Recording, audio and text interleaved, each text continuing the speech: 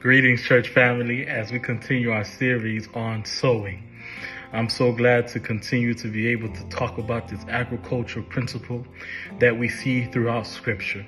Remember earlier I told you that sparrow is the Greek word for sowing or scattered abroad. Yeah. And in the Bible, in Acts chapter 8, the Bible tells us, now those believers, verse 4, who had been scattered, went from place to place, preaching the word, good news of salvation through Christ. As we know in Acts chapter 7, we see Paul is persecuting the Christians. And when we get to Acts chapter 8, verse 3, we see that Paul, who was at the time called Saul, is ravaging the church. He's entering house after house and dragging off men and women and putting them into prison. And they were scattered.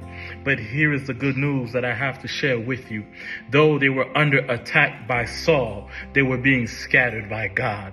They had become seeds in the hands of God, and God was sowing them throughout Samaria, sowing them throughout all the cities abroad so that they can proclaim the good news. There are times, my friends, I can imagine that your mind feels scattered, your life feels scattered, you feel discouraged, you feel broken, but I want to let you know that those moments are opportunities for the good news of God to be declared.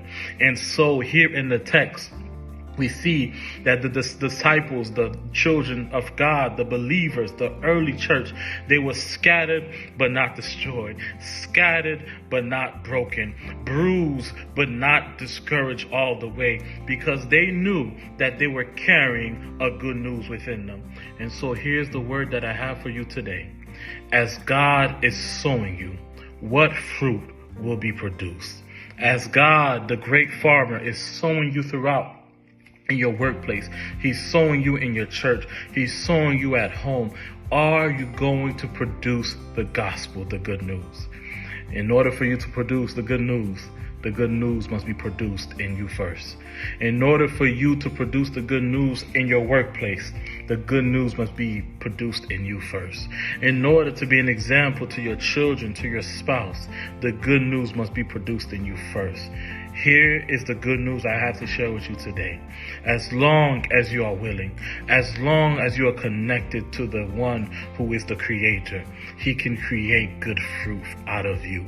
No matter how far you have gone, no matter how far you feel as if you have failed, understand, as long as you remain in the hands of the Almighty, it's an opportunity for God to use your current position as a place to produce good fruit.